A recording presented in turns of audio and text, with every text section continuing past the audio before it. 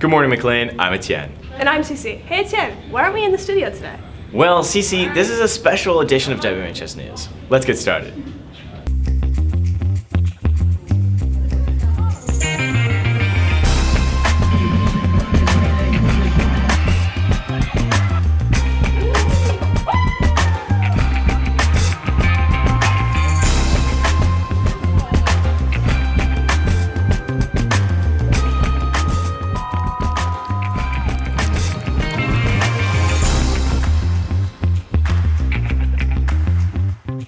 I don't know if you noticed, but there are some places in school that need fixing. Thankfully, we are on the cusp of some new renovations. Let's go to Carlos with more information. McLean High School has a reputation as one of the top schools in Virginia. However, its appearance falls short of expectations, and after many years, change is finally underway. We're a respectful school. We have a great culture, but when you go in there, it feels like nobody outside of our school cares about us. Our outdated building has problems ranging from the ceiling to the floors, but the most crucial issues are located in the bathrooms. The bathrooms. So the boys' bathroom is kind of that's kind of a little nasty. Not gonna lie. I'm not gonna say what I have seen in there because that's a little much. But let's just say that there's been some rather nasty things that are on the floor and the walls and on the toilet seats. And yeah, just use your imagination. Yeah, I mean, I think obviously it's something that as administrators we hear about often. So I would say if we were to poll the students, I'd say overall they're not very happy with the current state of our restrooms of the school. Many have witnessed the state of the bathrooms with graffiti, damaged toilets and stalls, and different items floating inside the toilets. But mostly, the cramped and damaged spaces make the bathrooms an unpleasant experience. It seems like more of a student problem. While a full renovation won't be happening anytime soon, plans for the bathrooms and the floors have already started. So presently we should have 4 renovations that are happening. First, it's been ongoing, but the roof is being redone. Next are the first level floors will all be done.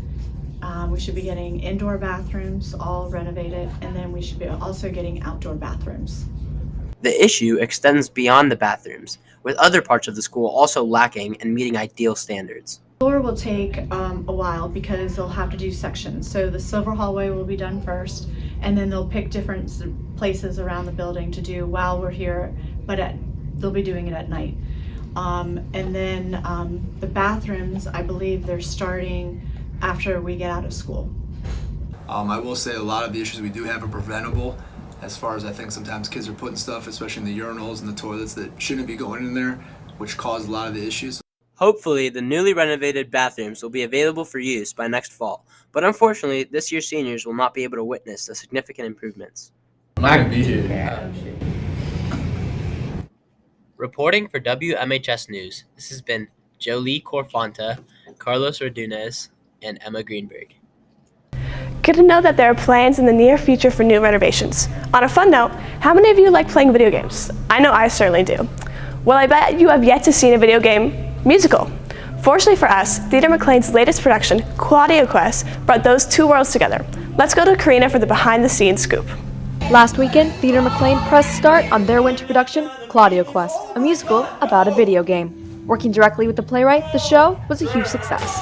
It's a video game musical, which isn't a genre that's really been explored too frequently. I am an avid video game player, and so this did have like a relating feel to me. It was so crazy and it's so weird, and it's just like if you just live in that weirdness and that craziness, you just like find such a joy in it. The script was morphing as we were working on it. We didn't have music until like 2 weeks before the show because he was like creating it. That brought a new challenge, but I loved it because that meant the show was fresh. The cast brought to life the characters through connections they formed to their roles. I really connect to her as a character and her whole like need to like join like this quest, like just the want, and like I just love her. Like I love her as a person. I think she's so awesome, and I like aspire to be like her. The youngest brother out of a family of 3 siblings. I often felt that sort of like little brother, never in the spotlight sort of thing. A lot of the characters that I have close relationships with in the show represent sort of like real people to me. Although the show had many elements to it, Theater McLean used this complexity to their advantage to create a one-of-a-kind show. It is a black box show, so we have to figure out how to put everything into a smaller space with less of an audience able to come see it. And in general, the show is just quite tough. There's a lot of movement.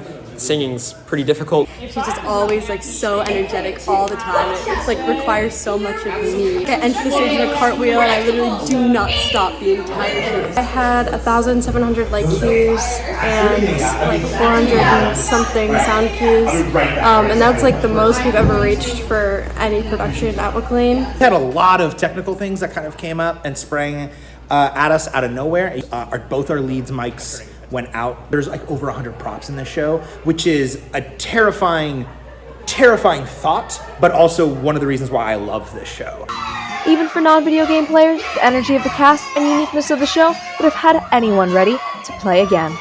One of my favorite moments is when Claudio comes back as an angelic figure and all these other video game characters, because it's so random. No one expects to see Kirby and Sonic and Pikachu and Link all just come out of these warp tubes. It's called Moon Power because I just think it's such a funny concept, and it's like so fun to like jump on the trampolines and do all sorts of things, and just to like act with Noah and Nathan again. I love that to them. This has been Karina Bott reporting for WMHS News. That looks like an unforgettable production. Speaking of unforgettable, the McLean girls basketball team had a memorable season as they're going to district finals today at 7 at Langley. Unfortunately, the boys did not win their district semifinal, but are still headed to regionals. Let's go to Kate to find out a little more about that game.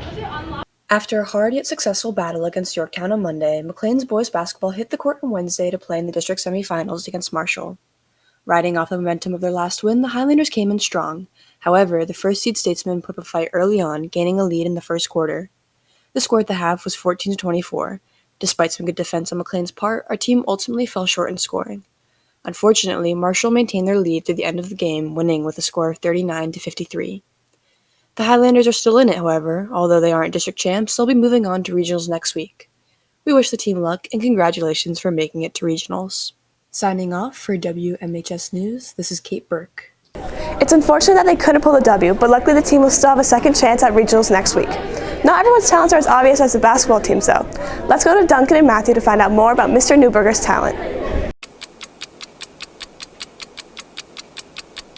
Hi, I'm Mr. Dubberger and I beatbox. So I started beatboxing. I was actually at a party when I was 10, and they had this little barbershop group there, and they taught us 3 basic sounds. They just taught us dumb. I thought that was pretty cool. So me and my friends were like, well, we can try to make songs with that. And then 15-ish years later, I've just expanded to do a lot more stuff with that.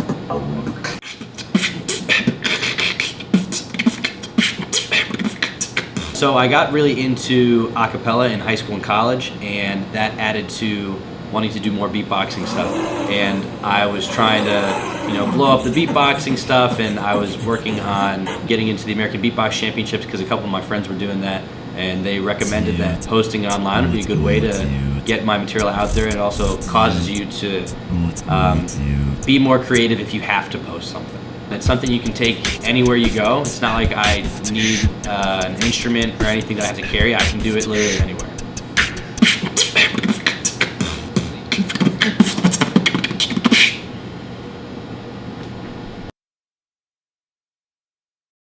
I know I love seeing Mr. Newberger's beatboxing TikToks on my For You page, so I'm glad more students will be able to appreciate his skills.